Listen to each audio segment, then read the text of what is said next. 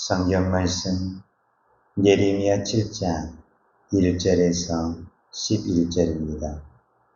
여호와께로부터 예레미야에게 말씀이 임하니라. 이르시되 너는 여호와의 진문에서 서서 이 말을 선포하여 이르기를 여호와께 예배로 이 문으로 들어가는 유다 사람들아, 여호와의 말씀을 들으라.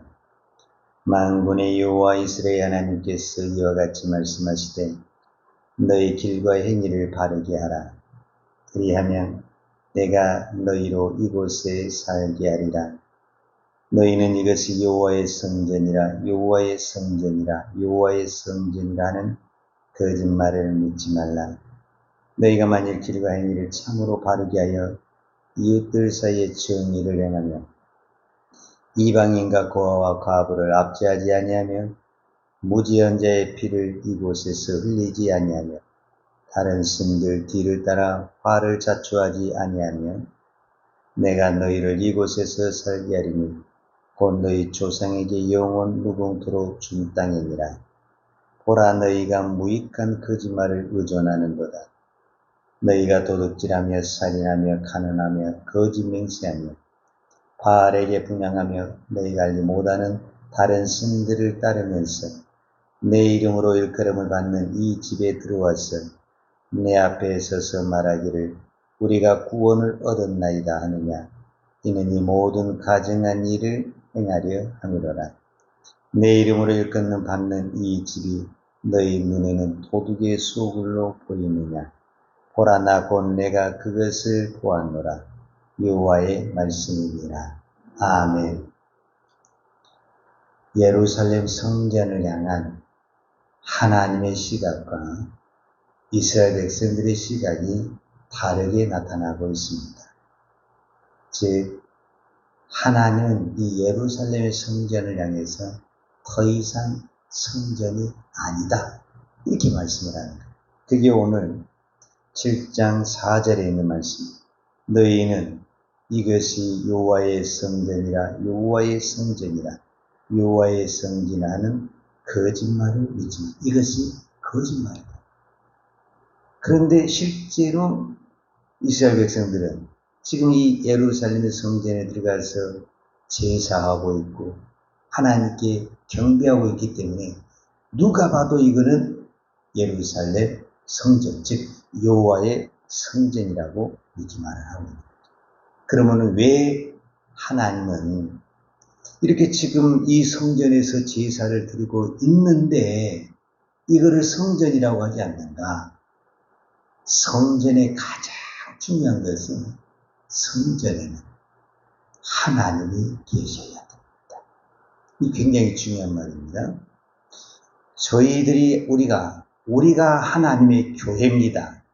사도 바울이 고린도전서 3장 16절에 있는 것처럼 우리가 하나님의 성전이다라고 말을 했을 때 그 성전의 전제 조건이 뭐냐면 하나님의 성령이 계신 것. 하나님의 성령이 계신 그곳을 하나님의 성전이라고 합니다. 그런데 지금 건물은 있는 거예요. 예루살렘 건물은 있고 제사도 있고 경배도 있고 다 있죠.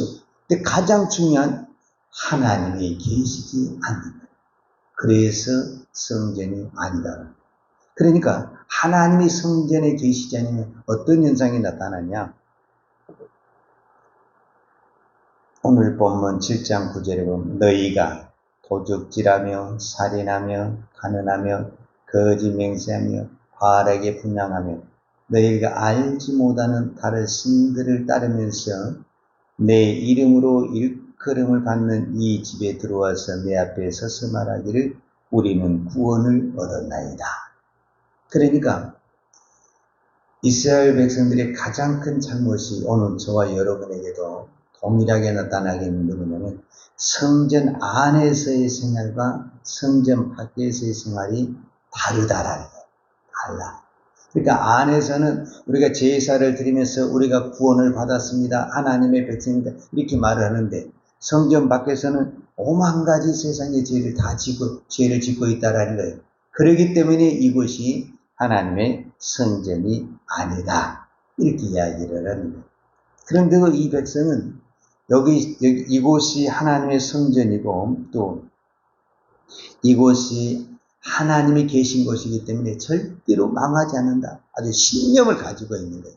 근데 이런 신념을 가질 때에는 어떤 사건들이 있는 거예요. 두 가지 우리가 사건을 찾아볼 텐데, 첫 번째, 이스라엘 백성들이 가진 사건이 뭐냐 하면, 이 유다가 멸망하기, 지금 이 시대에 100년 전에, 그러니까 유다 왕 히스기야 왕 때에 북이스라엘이 아수리에 망했습니다. 이게 100년 전의 사건이에요. 100년 전에. 그런데 이 북이스라엘이 아수르에 멸망을 했거든요. 그러니까 아수르란 이 나라가 북이스라엘을 멸망시키고 딱 나니까 누가 또 보이겠어요? 남유다가 보이지 않겠습니까? 그래서 그 힘을 가지고 남유다를 또 공격을 한 거예요. 근데 그때 당시 왕이 누구였었냐면 히스기야 왕이었습니다. 그리고 그 시대 선지자가 누구냐면은 히스기야와 같이 한 시대를 엮어갔던 선지자가 이사야 선지자입니다.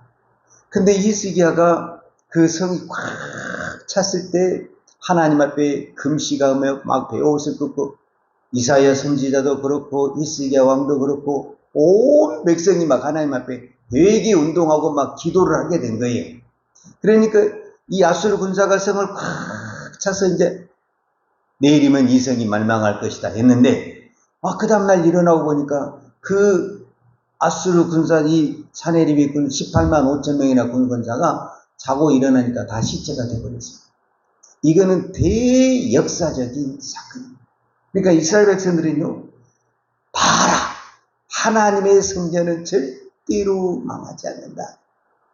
그렇게 그 아수르 군사가 성전을 다 포위하면서도 하나님은 하루 저녁에 모든 군사를 시체로 만들어버렸다. 이것은 이제 유대의 역사의 대대적인 하나의 사건이 되고 성전에 향한 귀중한 하나의 사건이 됐던 거죠. 그러니까 여기 있는 사람들은 이 사건을 알게 되면 하나님의 성전은 절대로 망하지 않는다.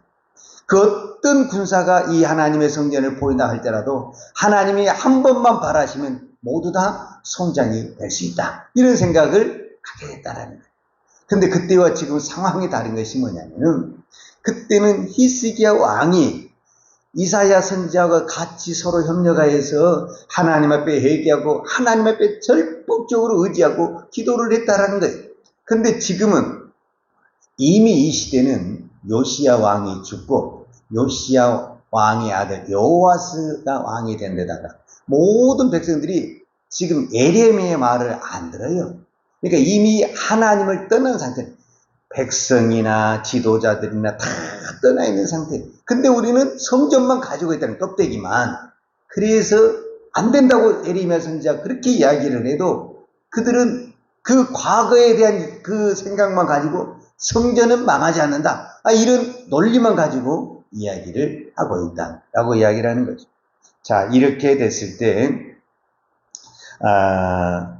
하나님은 구체적으로 어떻게 너희가 망할 것이다 라는 것을 이야기하는데 그 설명이 7장 12절에 있는 나옵니다. 7장 12절에 뭐냐면 너희는 내가 처음으로 내 이름을 둔 조소 실로에 가서 내 백성 이스라엘의 악에 대하여 내가 어떻게 행하였는지를 보라 이렇게 말씀하십니다. 그러니까 이 말씀은 무슨 말이냐면 이제는 하나님이 옛날에 하나님의 어떻게 하나님의 백성을 다스렸는가를 이 실로라는 단어를 가지고 설명을 하는데 이 실로가 어디에 나오게 되냐면 사무엘상 4장에 나옵니다. 사무엘상 4장에. 이 사무엘상 4장인데 이때 당시 사무엘 선지자가 아직 선지자로 올라가지 않고 이미 그때 엘리 선지자가 제사장으로 있으면서 그 아들 비느하스와 홈리와 비느하스가 이 제사장으로 있을 때 무슨 일이 벌어졌냐면 블레셋하고 이스라엘이 전쟁을 했어요. 근데 이스라엘이 져버렸어요. 이때 당시. 그래가지고 이제 이스라엘 그 지도자들이 회의를 했어요. 우리가 왜 졌느냐? 어떻게 하면 이길 수 있느냐? 그래가지고 어떤 결론을 내리게 되냐면 그때 당시 아직 예루살렘의 성전이 지어지기 전에 실로에 여호와의 성막이 지어져 있었어요. 여호와의 성막이. 근데 그 성막이 무엇에 있었냐면 광야에서 만들었던 법궤가 그 성막에 있었습니다. 성막. 우리가 법궤를 가지고 가지 않아서 전쟁에서 실패했다. 그래서 실로에 있는 법궤를 가지고 그 다음에 엘리의 그 제사장 두 아들 홈리와 비냐스가 앞장서서 이제 전쟁을 가게 된 거예요. 그러니까 이제 이스라엘 백성들이 이번에는 분명히 이긴다. 왜? 하나님의 법궤를 가지고 가고 하나님이 이 전쟁에 나갔는데 이거는 100% 이긴다. 이렇게 생각을 하게 된 거예요. 왜? 하나님의 법궤가 지금 전쟁에 나갔으니. 근데 법궤가 있다고 해서 하나님이 계신 게 아니다. 지금 오늘 우리가 말한 대로 내가 성경을 본다고 해서 이 하나님이 여기 계신 게 아니에요. 내가 믿음이 있어야 됩니다. 믿음이. 그런데 그들은 그런 믿음은 없고 법궤만 있으면 하나님이 와서 다 해줄 줄 아는 거예요. 그래가지고 이제 다시 이스라엘 백성하고 블레셋과 전쟁을 했는데 비참한 현상이 나타나 버렸습니다. 홈리 비냐스는 그 전쟁에서 죽어버렸고 법궤는 빼앗겨버렸고 이스라엘은 완전히 더 망해버렸어요. 이 사건을 지금 하나님이 이 유다 백성들에게 말을 하면서 지금 너희가 이 실로같이 될 것이다. 너희들이 그때 너희 조상들이 실로에 있는 법궤를 가지고 전쟁터에 나갔을지라도 망했다. 왜? 하나님이 계시지 않으면 법궤 아니라 법궤 할아버지를 가지고 가도 망한다. 그 말이에요. 그러나 우리가 법궤를 안 가지고 가도 우리가 하나님 앞에 믿음으로 나아가게 되면 그 믿음의 위에 하나님의 역사가 일어난다는 것입니다. 오늘 우리가 또 한 가지 깨달아야 할 것이 뭐냐면은 예수님께서도 마태복음, 마가복음, 누가복음에 동일하게 말씀한 것이 있어요. 그 말씀한 것이 뭐냐면 예루살렘의 성전에 들어갔는데 6월절을 맞이해서 예루살렘의 성전에 들어갔는데 이 예루살렘 성전이 완전히 장사판이야. 양을 팔고 비둘기 팔고 돈 바꿔주고 이거는 성전이라고 할 수가 없는 거예요. 그래서 그 거룩하신 분이 채찍을 만들어가지고 상을 엎고 다 쫓아내면서 내 아버지 집을 장사하는 집으로 만들지 마라. 내 아버지 집은 기도하는 집이다. 이렇게 이야기를 했어요. 그러니까 오늘 성경에 오늘 본문에도 똑같은 얘기를 해요.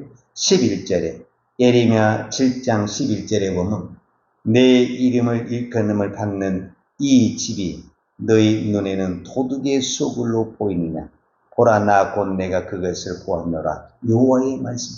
이 성전 너희들은 지금 여기서 거룩하게 제사를 드린다고 하지만은 하나님의 눈으로 봤을 때 이 성전은 무엇으로 보이느냐. 도둑의 소굴이라는 거예요. 도둑의 소굴.